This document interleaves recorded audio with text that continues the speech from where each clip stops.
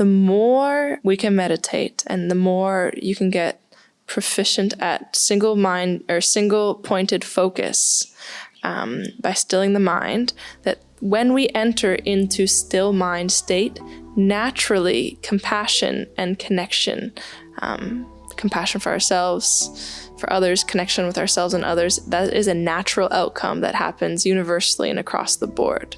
So it's like, as we still our mind, we allow our wisdom self to come forth, and then through that, to me, that's where the spirituality comes in, is that we naturally and universally start feeling more loving and connected.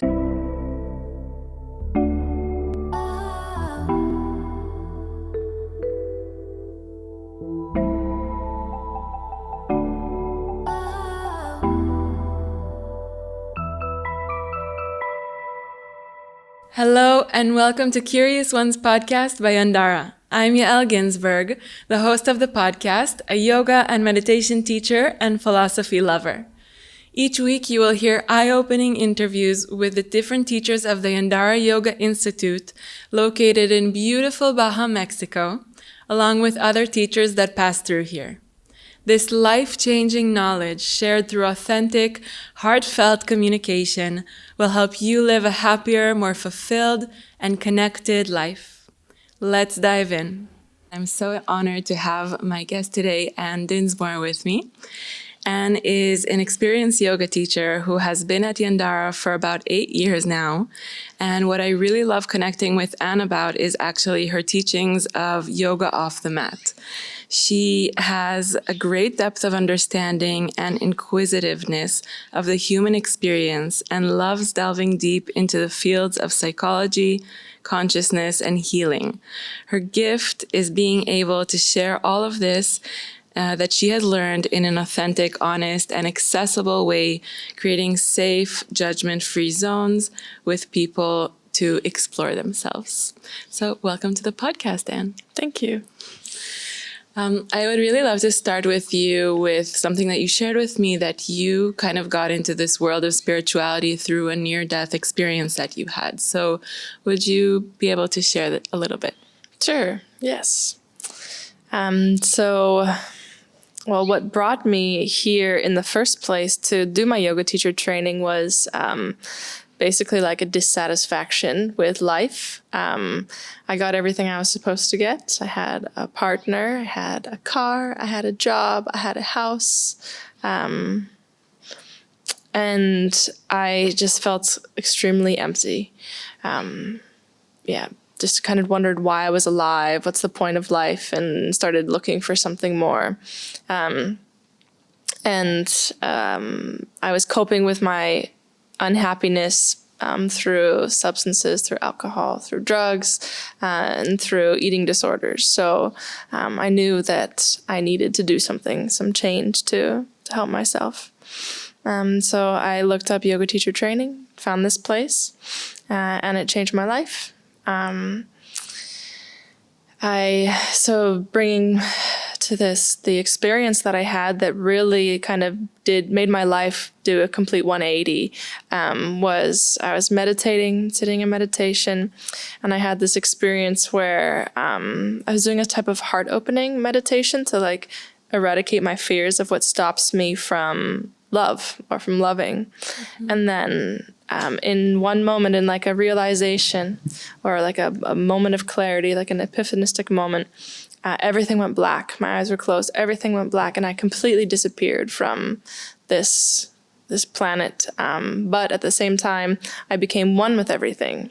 So it was an interesting thing, especially for me, because I, at that time, was very not spiritual, like very scientific based. But through my research, I see how science and spirituality actually merge quite wonderfully now. But so at the time, it was pretty, interesting, I guess, for lack of a better word. From that moment on, I knew that I was part of something greater than myself, and there was something huge going on in this world that I knew I was a part of, and through an experience-based feeling, not just knowing, but like I felt it. And then after that moment, it was like, it was almost even like a little bit, not confusing, but like, there needed to be like an integration period after that, because it really changed like my very like deep views on what life was. So I noticed that as I started to go about in my life and talk to the people and that I've talked to, go to my job, that I was viewing things in a little bit of a different way. What I was doing in Canada, that's where I had my other career, I was just noticing that didn't really work for me anymore. It didn't make sense for me to be relating to existence in that way. So that it forced me to make big changes in my life, where I started to live in accordance with this new knowledge, I guess you could say.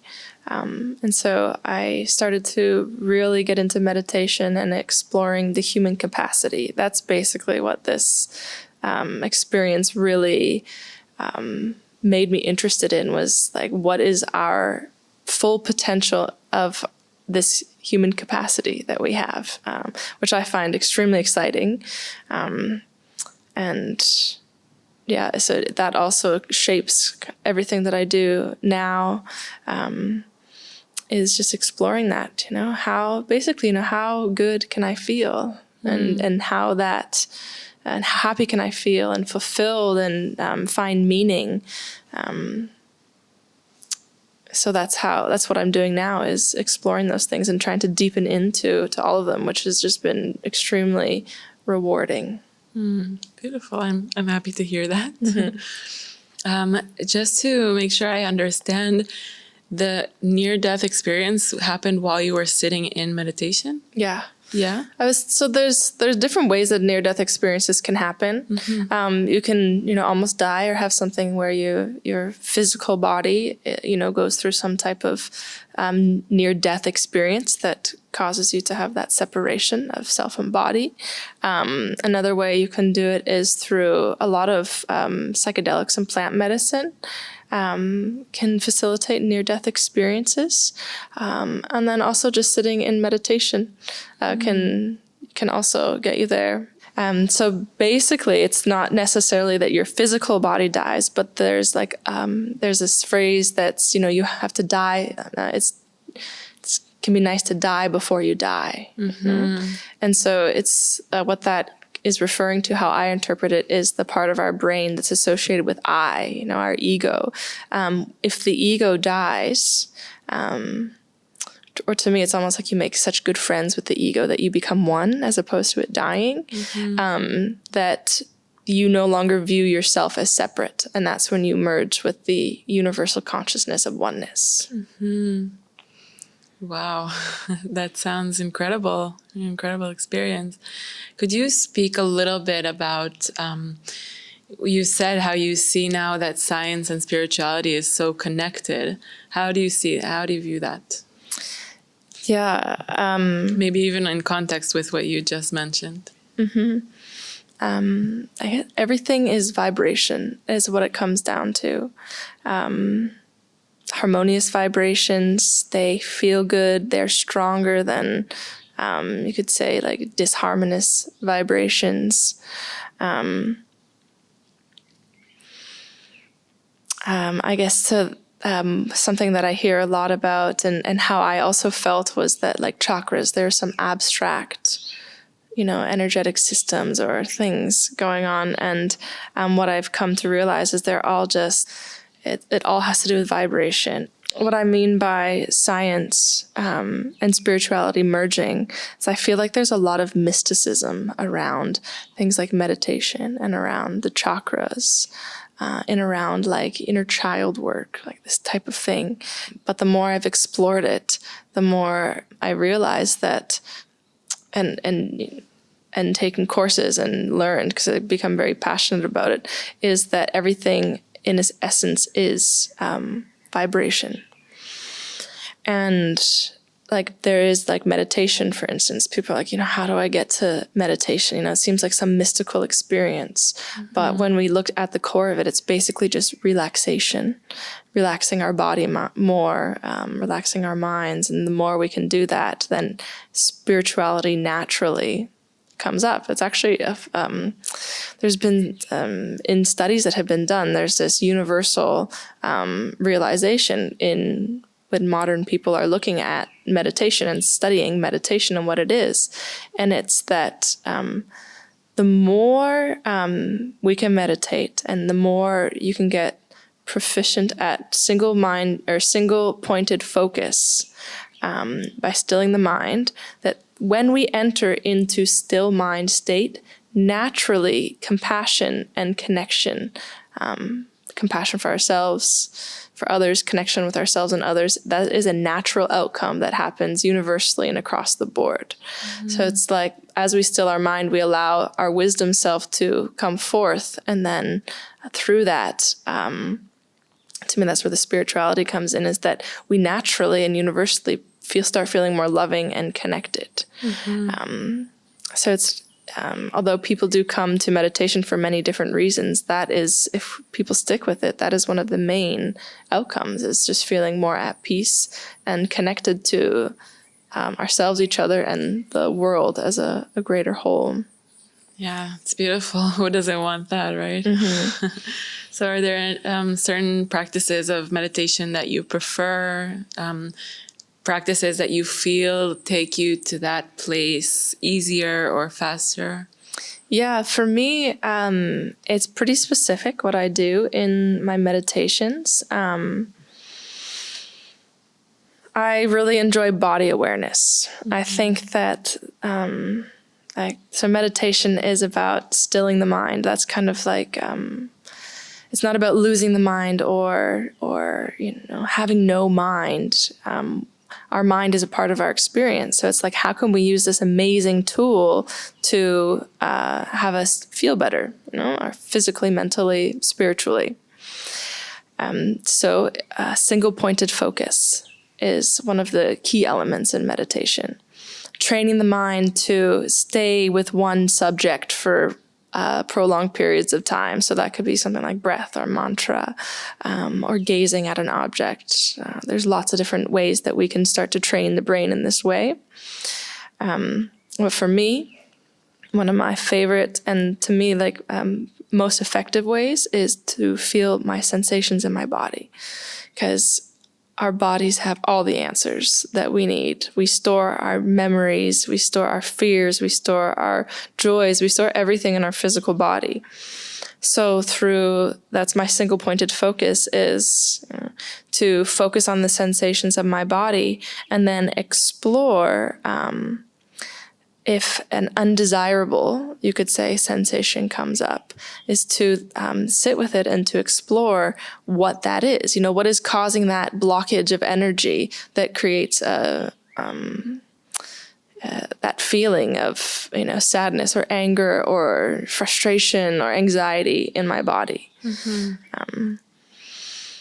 Sometimes I like to just sit and allow the sensation to come up, and then it goes away by itself. So this is the practice of Vipassana. But I really think for me, it's been very helpful to explore not only the physical aspect of it in this way, but also to see how my mental, emotional self relates to it. Because I really, the more I've practiced, the more I really see this whole holistic thing that goes on between our bodies and our minds.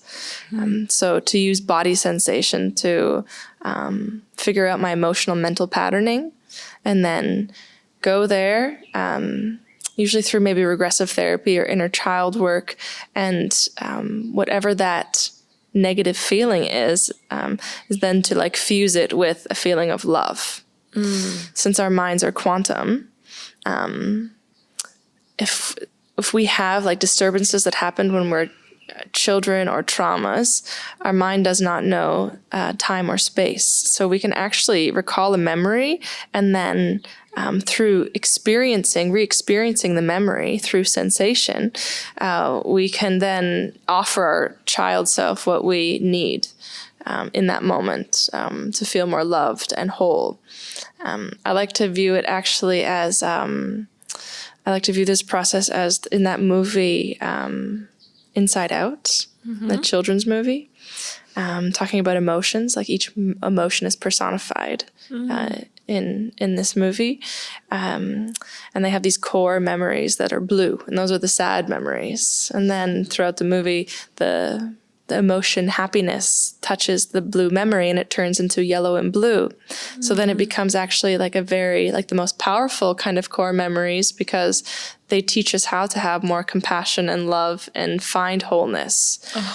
So I like this analogy of looking at it. That sounds like an amazing movie. I love kids' movies. Me too. Wow. And then, so also doing that type of meditation, what it's allowed me to do is like have like moments of, for one thing, it allows myself to move in more compassion. The more compassion I have for myself and understanding of why I do what I do, I can then extend that and see those qualities in every person that I meet. That's what I endeavor to do, so that I can move from compassion more and more. And some of the outcomes of that are, since I have been doing this practice for a while, what I find I'm able to do now is really notice when I'm triggered by something, anything at all, when I'm walking around or doing anything, and notice the sensation, and then relatively quickly, depending on which trigger it is, I can change it to compassion. So say if I am faced with somebody maybe who challenges me, and it can be so easy to blame the other person, that, I don't like these qualities about you, that type of automatic thing. Yes, it just happens. Yeah. So then to notice that sensation, and it's not necessarily that it's just me having the reaction. Perhaps the other person is being really unkind to somebody. But instead of getting upset with them through the observation of the sensation, and then merging it with some type of compassion or understanding for myself or the other, instead of reacting to situations, it allows me to better respond. So say if someone is being mean to someone, it could be very unhelpful for me to go in and get angry at the person, tell them, things. But what could be more helpful is if I see that perhaps they're moving from a place of suffering, and then approach it in that direction. So this is one of the things that I find it's really helps me with, is just cultivating more compassion. Also noticing my projections. If it is something that I am projecting onto someone, if I can notice the sensation and in a non-judgmental way, it's one of the most important things with meditation and notice and mindfulness, is not to have judgment for yourself. Then I can offer myself the compassion that I need to feel more whole in those moments, so that I can stop projecting my own stuff onto other people. So when you say projecting, how does that manifest? What is that process within you? Let's talk about ourselves, and then we can also realize that everybody does it. Sure. Yeah. So I'll give an example from, I guess, some of my challenges that I notice in certain situations I can project. So say if I notice anybody who has a quality within them that I like or I admire, perhaps. So it could be really anything, depending on the day.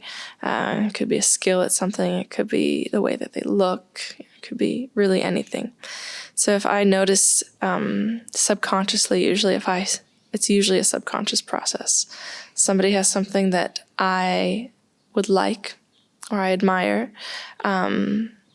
What can happen is I can project my own dissatisfaction with myself onto the person. And that would sound something like, oh, they're not that smart, or, oh, they have other stuff going on. They're not together as they're coming across. Or, oh yeah, no wonder she can be so beautiful. She's only 20 still, something like this. So what that reflects, these projections, when we have negative ideas of other people, for, seemingly no reasons, or if they create the negative sensation, it's an instant process. That would be a form of projecting. Because it's, putting my own thoughts of inadequacy or beliefs of how I am inadequate onto the other person and devaluing them. Instead of noticing like, wow, yes, she is just absolutely radiant and gorgeous, or wow, that person knows so much about this subject. That's so great that they've dedicated their life to doing that. So it's kind of like finding like a negative trait with it. And it comes from a feeling of lack within myself. So in that moment, it would be for me to recognize, oh, there's that sensation. And often through that observation of the projections and noticing the sensation, we can trace it back to some type of feeling of inadequacy, or an emotional patterning that occurred throughout our lifetime. So say if it's the person who knows, who I perceive knows more than me, then it could be perhaps in my childhood I was made to feel stupid, or my parents valued my sister, who was very smart, more than me. So as a defense mechanism, I would preemptively reject this other person in order to protect myself. So if I can view myself as, say, like a little child who's feeling that way, or just simply recognize that behavior and say like, hey, you are smart, you're wonderful, and cultivate more compassion for myself, then it allows me to not bring those negative feelings of myself that I would have and project them onto others, which just allows me to enjoy life more without feeling that, like constantly on a roller coaster. Yeah, and you kind of let go of the comparison, right? I'm not smart compared to that person. I'm just smart by myself, or whatever quality that is. So how do you deal with that when you feel like you're being projected upon? Like somebody's, criticizing you or rejecting you based on something that is actually their own things that are going inside and not something that you're doing. I would, what I do is not take it personally as best as I can. So depending on the situation, sometimes I do find that harder sometimes than other times. But I do, say, even if I have an initial reaction, through the reflection of that, to not take it personally. So one thing that I find very helpful is if someone is acting out of anger or not acting in a compassionate way, it's because they are upset with something, or if they are reacting or projecting, it's because there's a feeling of a lack of within them.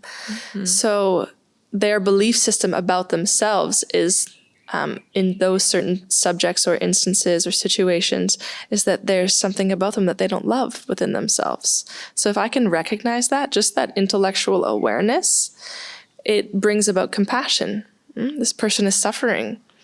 So am I going to yell at them back and take it personally? Or can I see that perhaps they feel like they're not smart enough, or they're not good enough, or they're going to be rejected, or they're going to be abandoned, and they're moving from a place of fear. So as long as I can keep that in my the forefront of my mind, then it can allow me to respond with compassion as opposed to taking it personally and responding with anger or defensiveness. I think what's beautiful about that is that you are talking about responding with compassion to somebody who might not be compassionate with you. So kind of rising above the situation. And it to me, it's almost like actually maybe not rising above, but seeing myself so mirrored in the other person, that would I yell at myself and get angry at myself because of, feeling inadequate in some way? It's like, no, I would try not to. I would try to offer myself compassion, or I would want someone to, if they saw that within me, I wouldn't want someone to react to me, but instead offer me compassion. Yeah. So instead of rising above, it's almost like, really actually getting totally on the same level as the other person. Wow. That's beautiful. And in the end, we really are just reflecting to each other, right? We're just mirrors to each other of different aspects of ourselves. So if something is bothering you with somebody else, it's really something that's existing within you, or something that you see as a weakness in somebody else also exists in you in a way. And I love what you said, like, how would I want to be treated when I'm in that moment of, of going through some teaching, some learning process within myself. Yeah, totally. When we experience the adversity with people, like to me, those are like the little like golden pathways.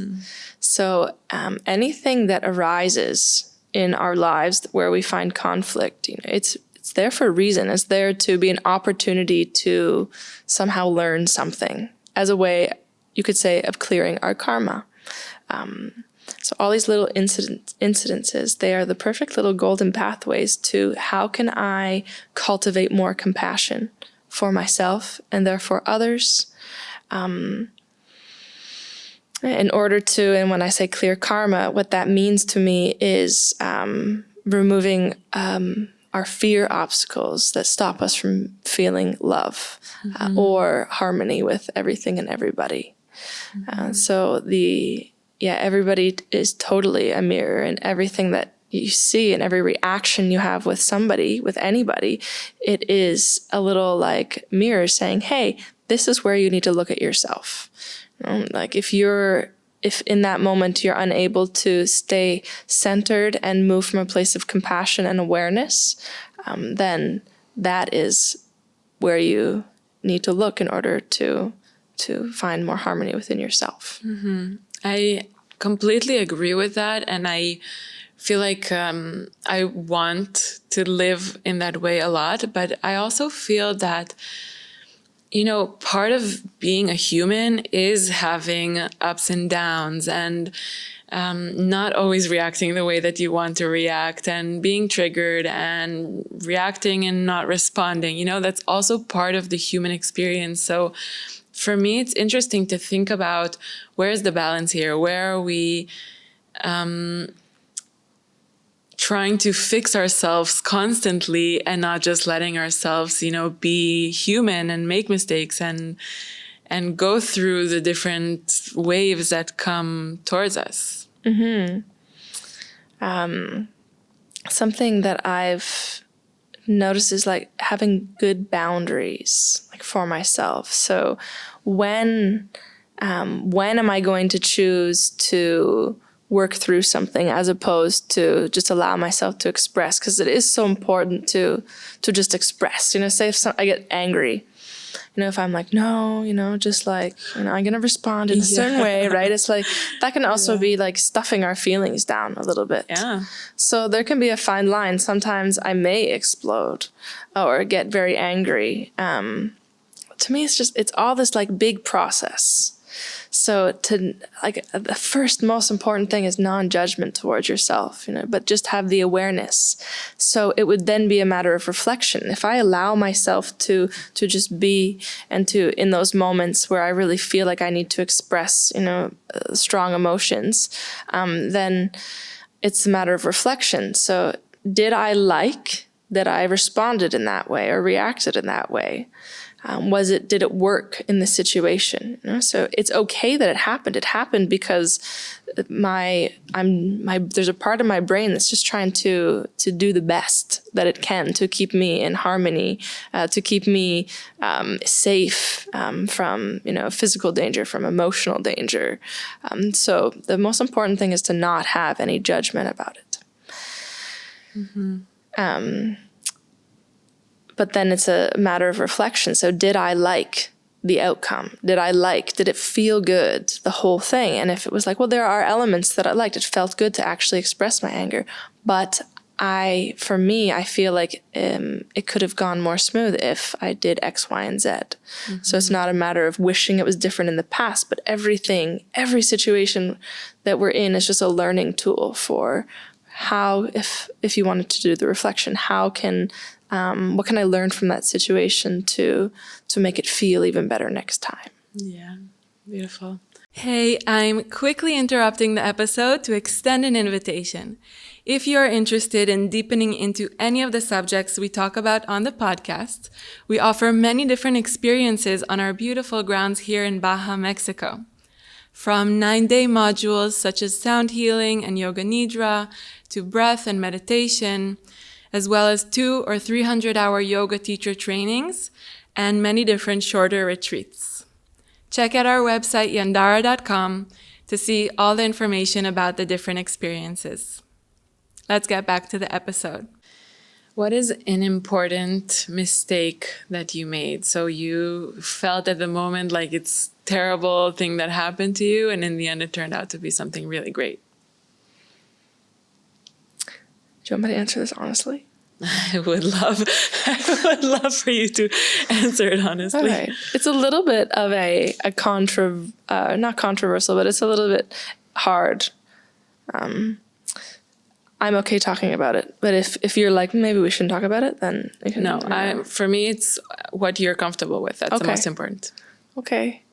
So one of the, to answer that question, something that happened in the moment that was really difficult, but I attribute so much of my awareness and health to it now, is when I was raped.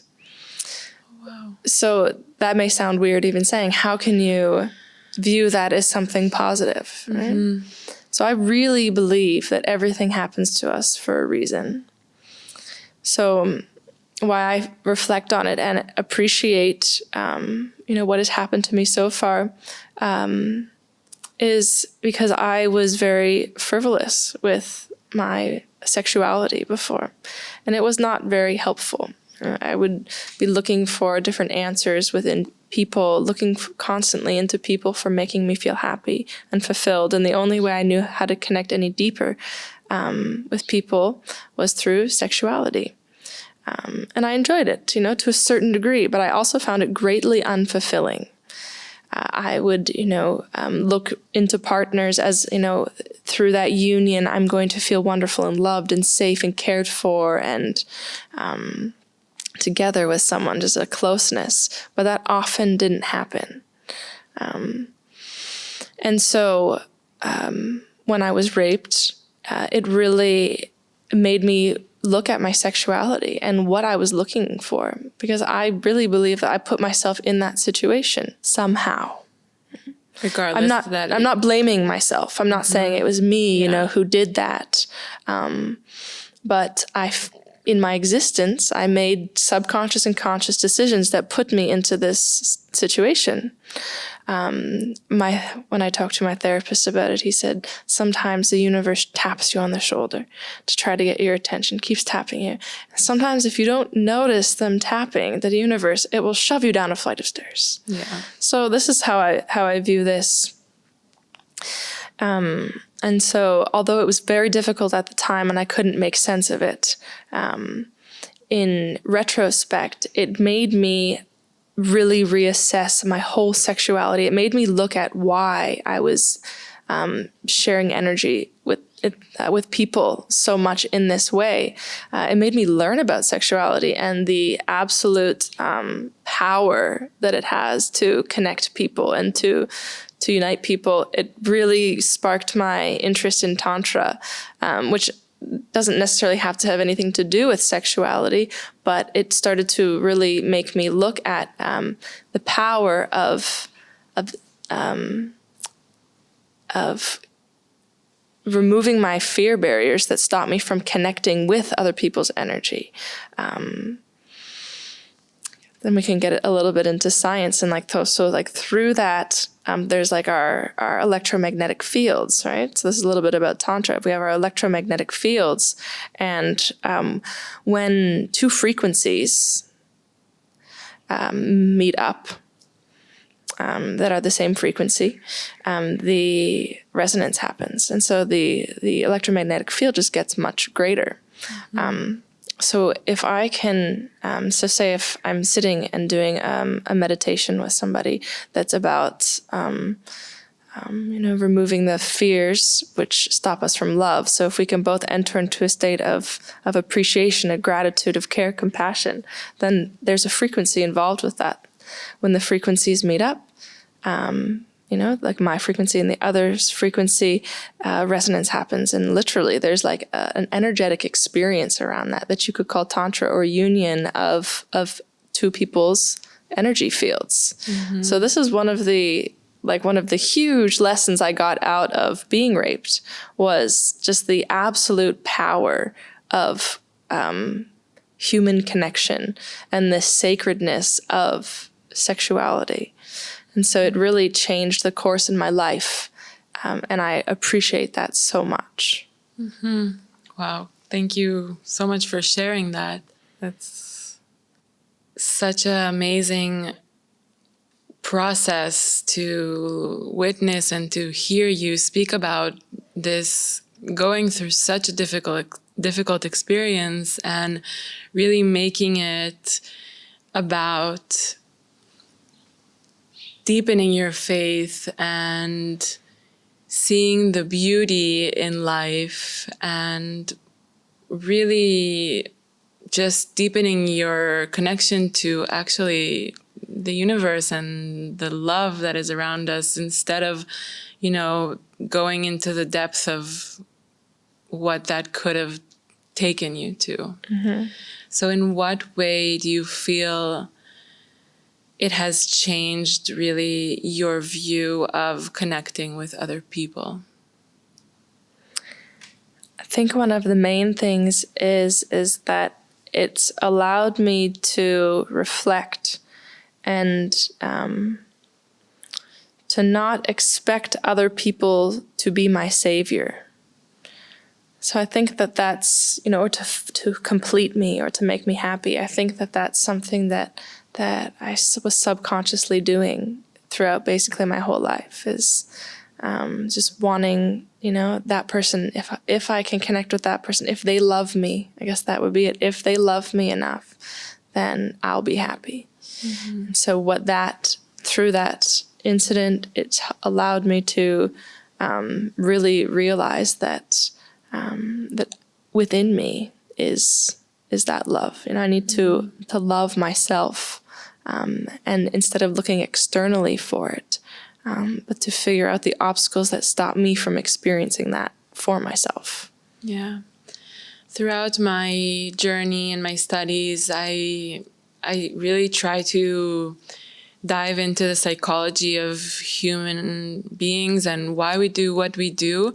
And it seems that it keeps coming back to where we don't love ourselves. We're just looking for our worth outside of ourselves. We're looking for other people to give us the love that we want.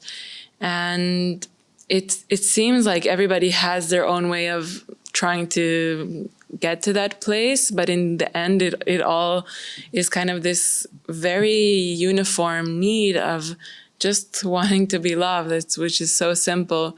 So I would love if we could delve into that a bit, because, for me, it's just so inconceivable. Why is something so basic? And we know that the universe is love. We know that is the energy that is encompassing our whole existence. And yet it's so hard for each of us to love ourselves and to dwell in that presence of love.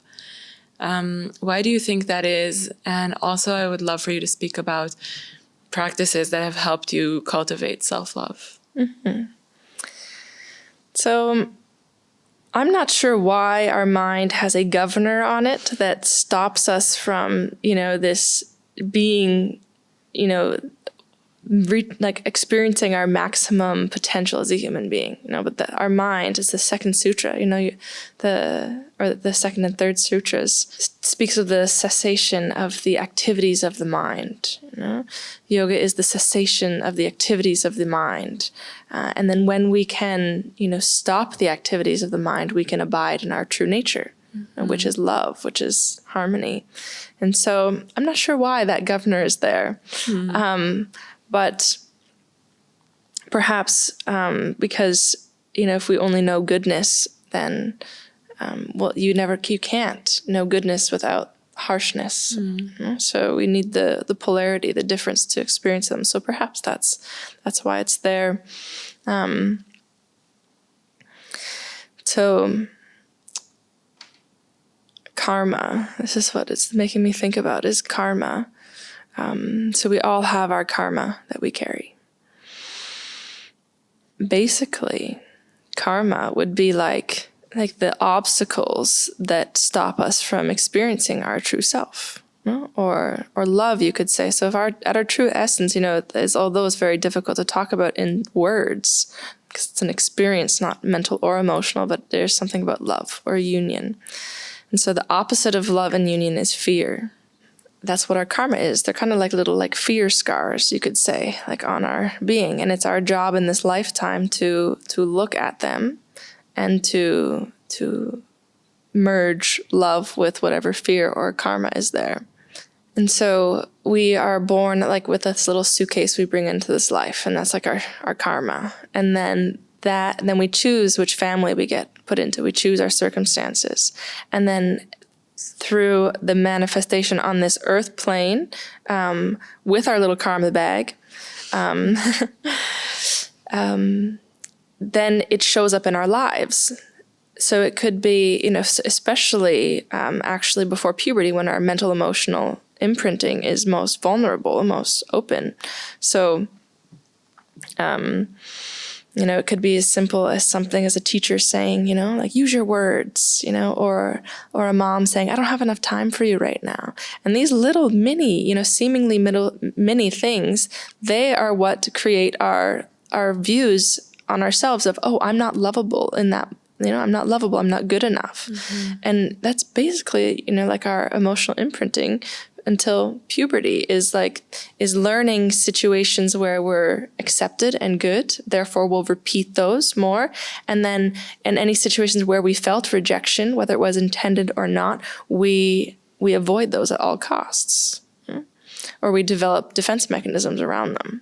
So that would be, to me, one reason why we feel the inadequacy is because of our mental emotional programming from when we're younger. And so it's very, very normal, for it's a human experience for this to happen. And then in yoga philosophy, they say, it's the mission of your life after puberty, you're considered an adult. And so after that time, after puberty, and there's energetic reasons for, why puberty. That's when our sexuality comes in. There's a division of the masculine and feminine within our being. And so basically as kids, we're whole. That masculine and feminine is together. After puberty, it separates. And then it is our journey to then reunite with that inner masculine or feminine again. And it can be done through the context of figuring out the emotional, mental programming of your childhood or of different significant emotional events after puberty. It can also change your mental emotional patterning. And then to figure out basically your karma or to give love to those aspects of yourself where you felt inadequate. And that would be like clearing your karma, you could say. Because through what that brings you to, the more we can move towards compassion, the more we can reside in right knowledge. And the more we can move from a place of right knowledge, then we stop incurring karma.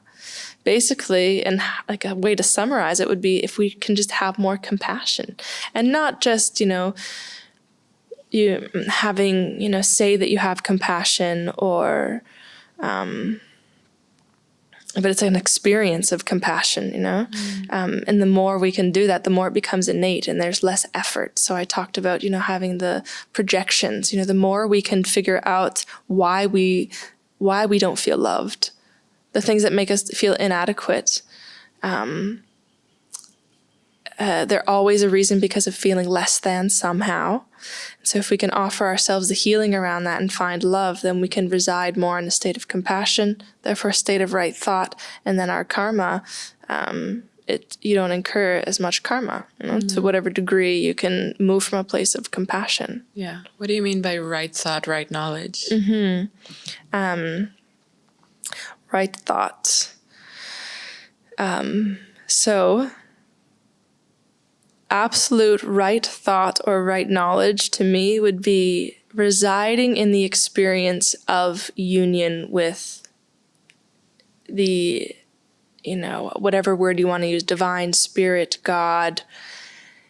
Not just the intellectual understanding of, yes, I know that I'm one with everything and you are me and I am the trees and all this stuff, but an actual experience of that, like a visceral experience that every cell in your body is just like pulsating with love or bliss or like something that words can't even describe, a euphoria of types. So that would be absolute right thought or right knowledge would be the experience of that. But as human beings, we're not born in that experience, right? We're born with our karmas. So it is, according to yoga philosophy, our jobs as human beings is to come back to that experience of right thought. If I get mad at you, that is, it's saying that I'm separate from you, right? So, or if I get triggered by anything, it's just like a matter of, I'm not separate with you. And so if you can view everything as a projection of yourself, or a mirror of yourself. So if you don't have the experience of of right thought with everything, then it's a reflection of you not having right thought with yourself, the absolute true knowledge that you are 100% one with everything and you're safe and you're loved and you are love. You're never going to die, this kind of thing. You don't actually die. And so, it's like a funhouse mirror game in the world, of constantly finding that reflection. Whatever you perceive outward, can be internalized as a belief inward.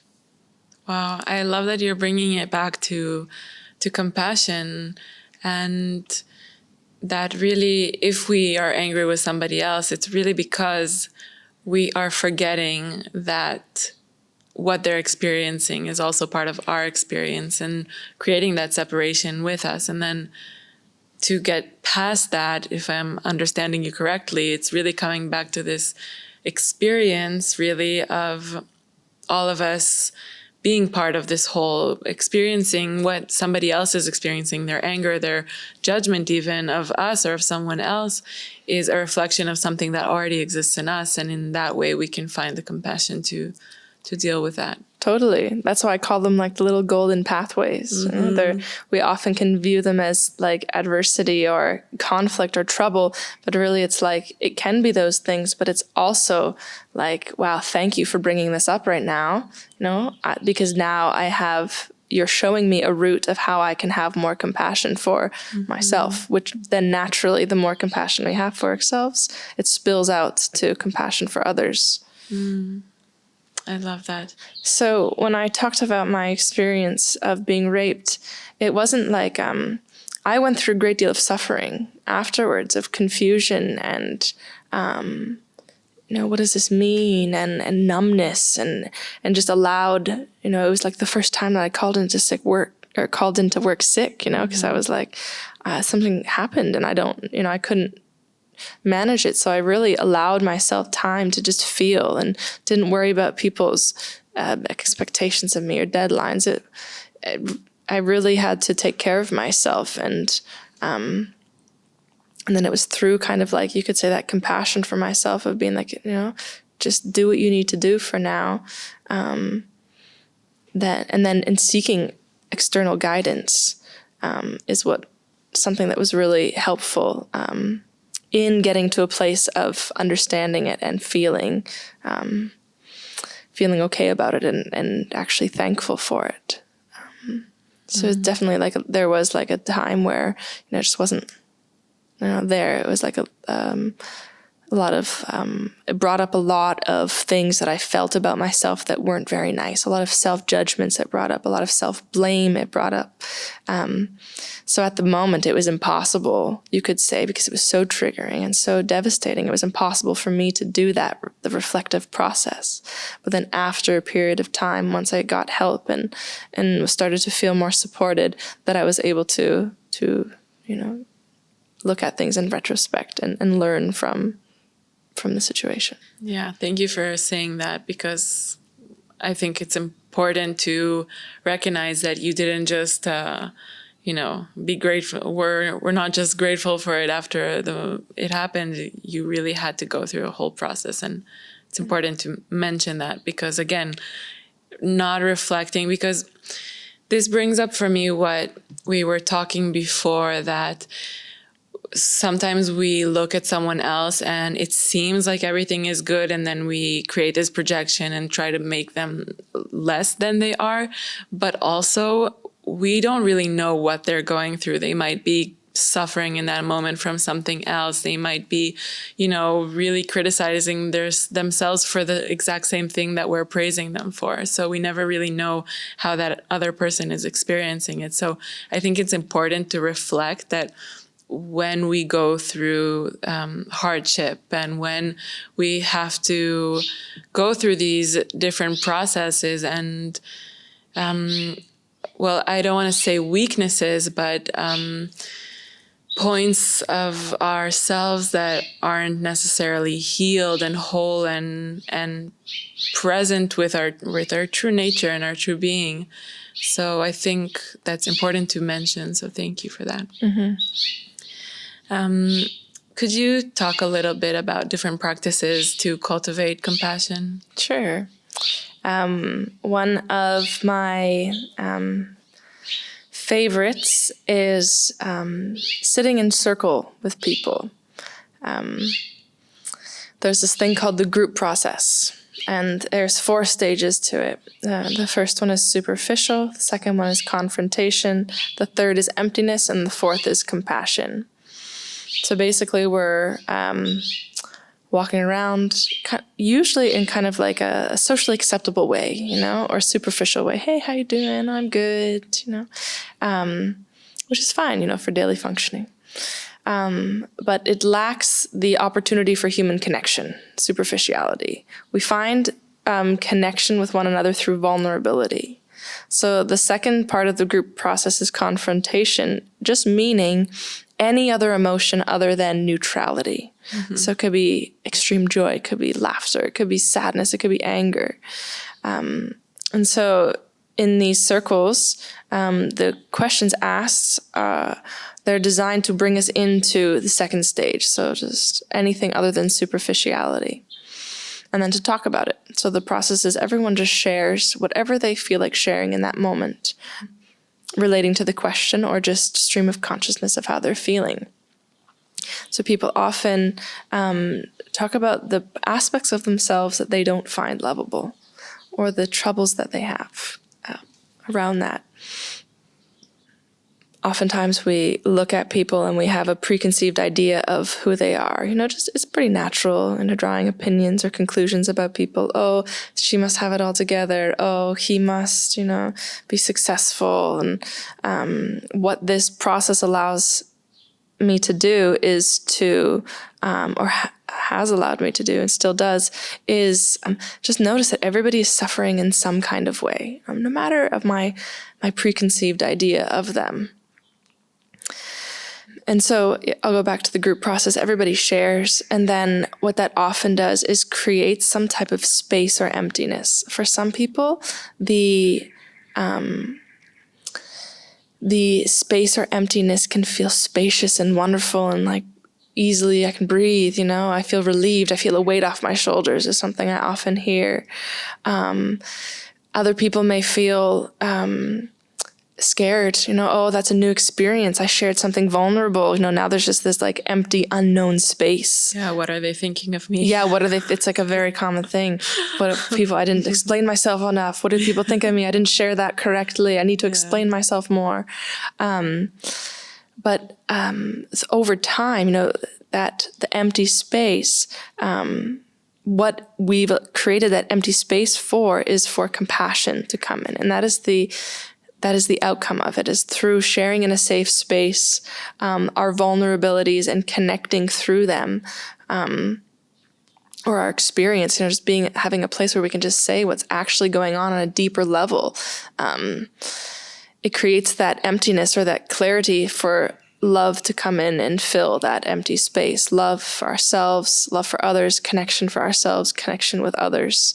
And then through leading these circles for many years now, it's really allowed me to develop compassion through the experience of just seeing that everybody, no matter who they are, no matter how old they are, where they're from, what gender they are, that everyone is going through some type of suffering. Mm-hmm. And so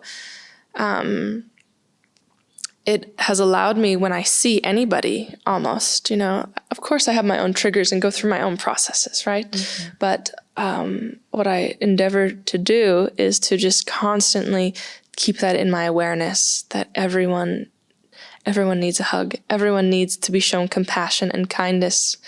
My one friend, he said to me, everyone is walking around with a bubble around themselves at all times, just begging for people to pop it. Because we have this shield up, everyone has their protective layer up in some way. And whether we know it or not, we ultimately want someone to just break through that bubble and just see us for who we are and how we are and accept that. Yeah. So for me, that's been one of the most profound experiences through these circles, is for people trusting themselves and others and allowing their walls to come down to have that, to be seen, basically, to be seen as how they are, and then to have a response of being loved. Because we often don't show who we are out of fear we'll be rejected or abandoned. And so for people to have the opportunity to, and myself as well, to say, hey, here's me, this is me. And then to have the response be loving, it's an extremely healing process, not only for the people who maybe listen to whoever's sharing, but also for the person themselves, to start to, again, find the love for the aspects of themselves that they find or they perceive as unlovable. Mm-hmm. And I think that one of the deepest things, as somebody who has experienced a few of these circles, is that you realize that the people around you are going through very similar things as you are. And they just, because we have this bubble on ourselves, we don't show that we're going through this. And then you arrive in this circle where really we all like take off, leave the bubble at the door. And you see that even though it doesn't seem like it, we're all going through the same thing. Yeah, I say to the people I'm in circle with all the time, like, everyone has their shit. It's just in a different pile. It just looks different. Everyone has their shit. It just looks different to each person. Mm-hmm. Mm-hmm. Definitely.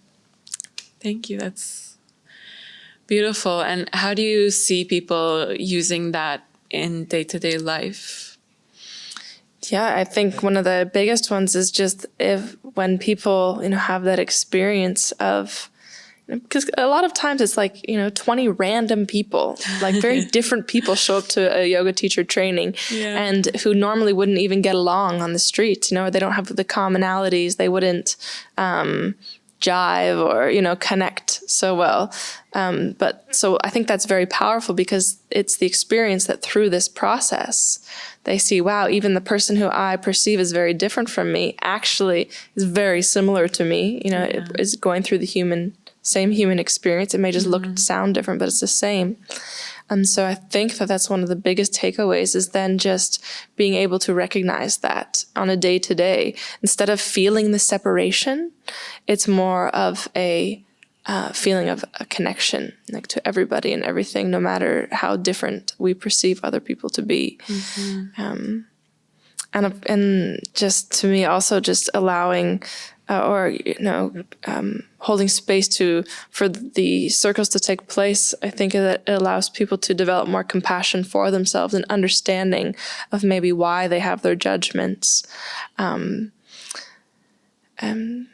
or what are their fears, what are their motivations that keep them separate from other people. So through that self-exploration, it allows people to find more and more compassion for themselves. Which is, basically everything is that self-compassion. Because when they share often, and they see somebody, loving them for those negative qualities, it's like, oh wait, I don't have to, that's okay. It's okay that I'm like that. So just allowing ourselves to have less judgment for ourselves, more compassion and understanding. Beautiful. Taking that in, power of compassion. Amazing. So, and this has been really fun. We've arrived at our closing curiosity questions. So the first one is, what is something you changed your mind about? I think one of the biggest ones is I changed my mind about why humans are here. I think that would be that's something I struggled with a lot when I was younger is... why do humans exist? What is this all for? I really just thought we died and that was it. But I really changed my mind about that. So, what have you changed it to? Well, that we have this amazing opportunity as human beings to experience an amazing capacity of unbound joy.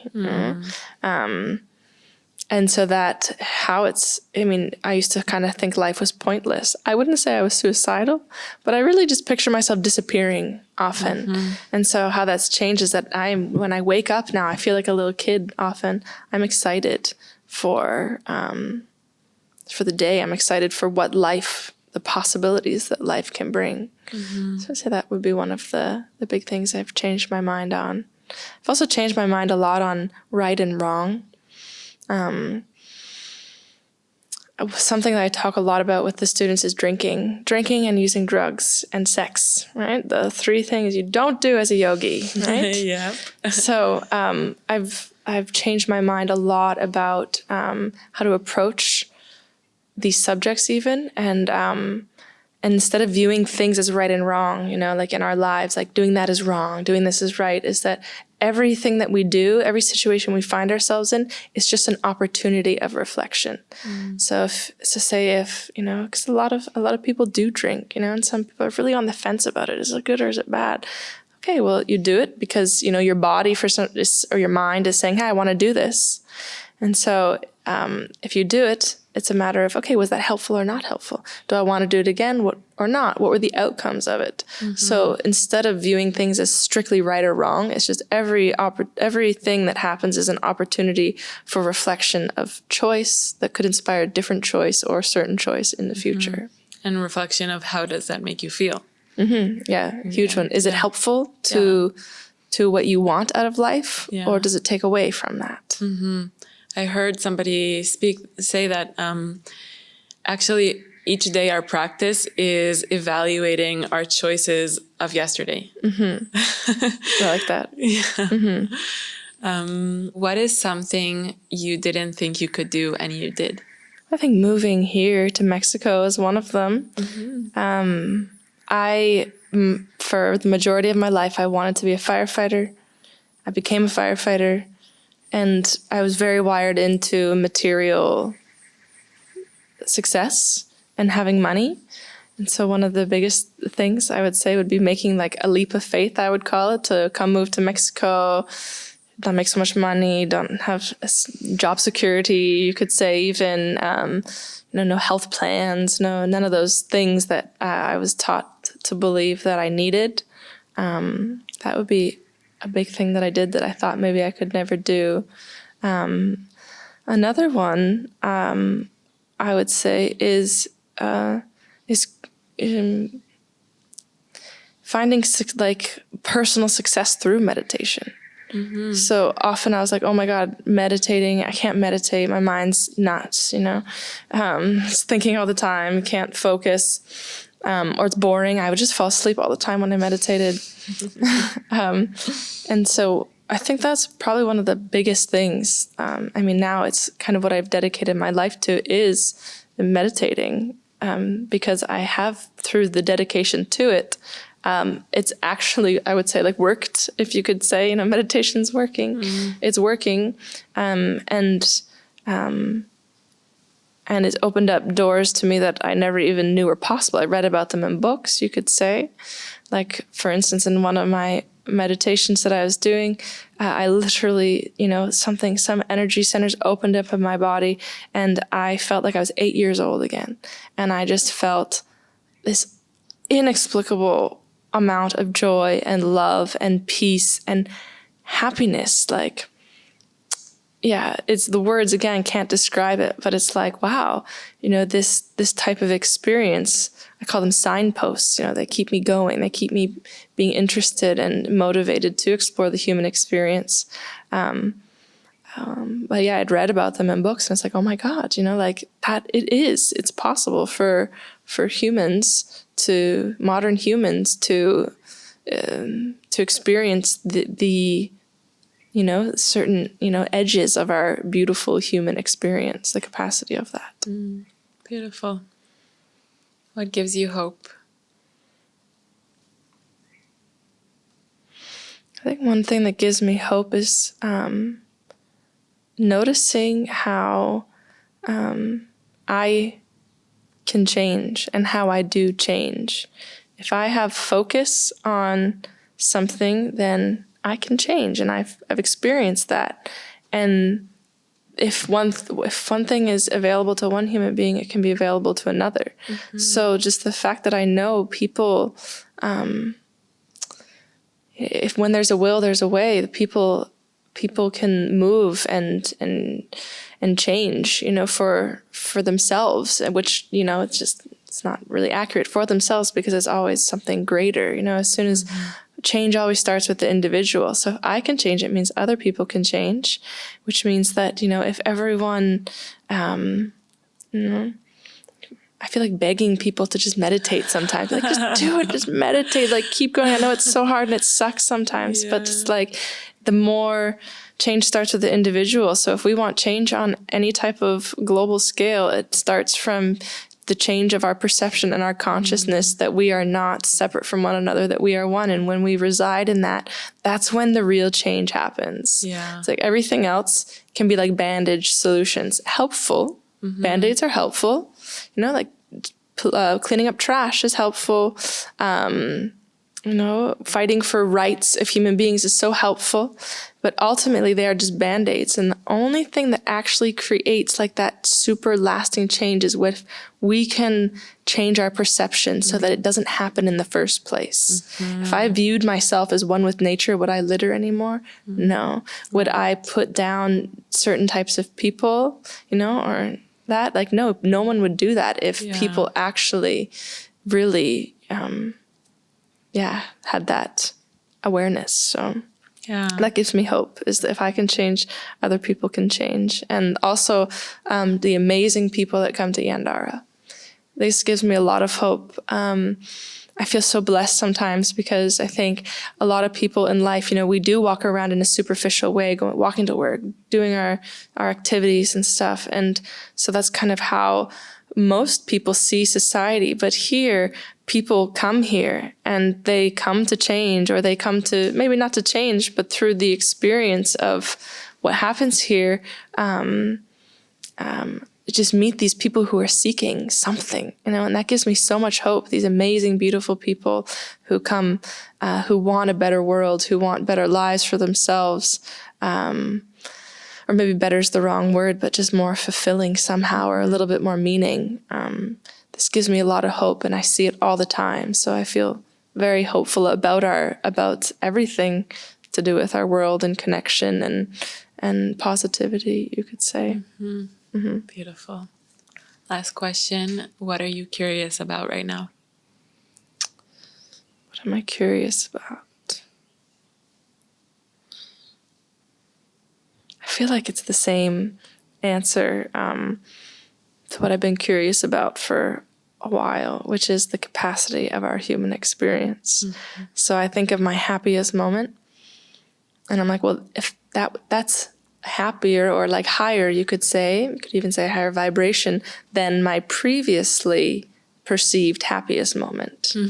So if I could have, if that was my happiest moment, but now I've experienced something even, of a higher frequency or joy or wholeness, as opposed to happiness, maybe wholeness, then who's to say that more wholeness couldn't be experienced? And so that's something I'm just very curious about, is how whole can I feel?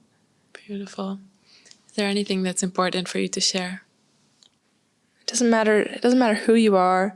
It doesn't matter what you do. It doesn't matter where you live. It doesn't matter the color of your skin. It doesn't matter your gender orientation. It doesn't matter, how you identify. It doesn't like of course those things matter. They're very important, for people feeling recognized and seen, like we're talking about. It's super important to be seen and accepted, right? But ultimately, we're all human beings. We're all human beings.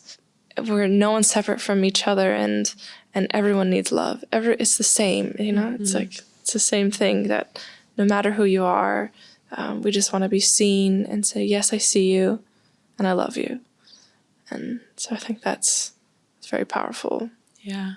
Maybe somebody that is listening to this can just go to someone they have in their life and say, I see you and I love you just the way you are. I think it could be powerful. We forget to actually express that to each other.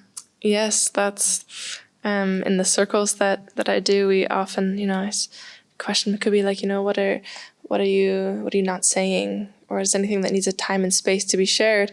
And 99% of the people, they move to talking about their suffering in some way, which is very, kind of what we focus on often. And whereas there's also the flip side of, and it's the second follow-up question is then, okay, what do you love or appreciate about the person? And so, it could even just be as simple like, wow, you did such a good job today.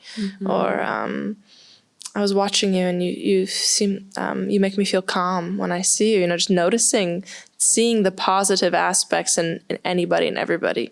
Because even people who cause us, conflict or challenges, there are good qualities, that we can also recognize, that we see and appreciate. So I think it's very powerful to be able to do that, to put aside differences and say, this is what I like about you. Yeah. Yeah. We always come to people and say what we don't like, what's bothering us, what's wrong. And rarely depends on the person, but we don't usually make the time to go and say what we do like and what we do appreciate about the person. So that's wonderful. And thank you so much. How can people stay connected with you? Yeah.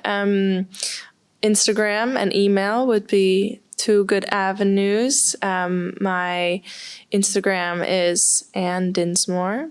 So ANNEDINSMORE. Or my email, which is dinsmore.anne@yahoo.com. Same spelling as my Instagram handle. Beautiful. Thanks, Yael. Thank you so much. Thank you. Now, after this time to nurture your mind and your spirit, we invite you to take a moment to consider others. A kind wish might come to mind. Know that what we learn becomes more valuable when we apply it and share it with others.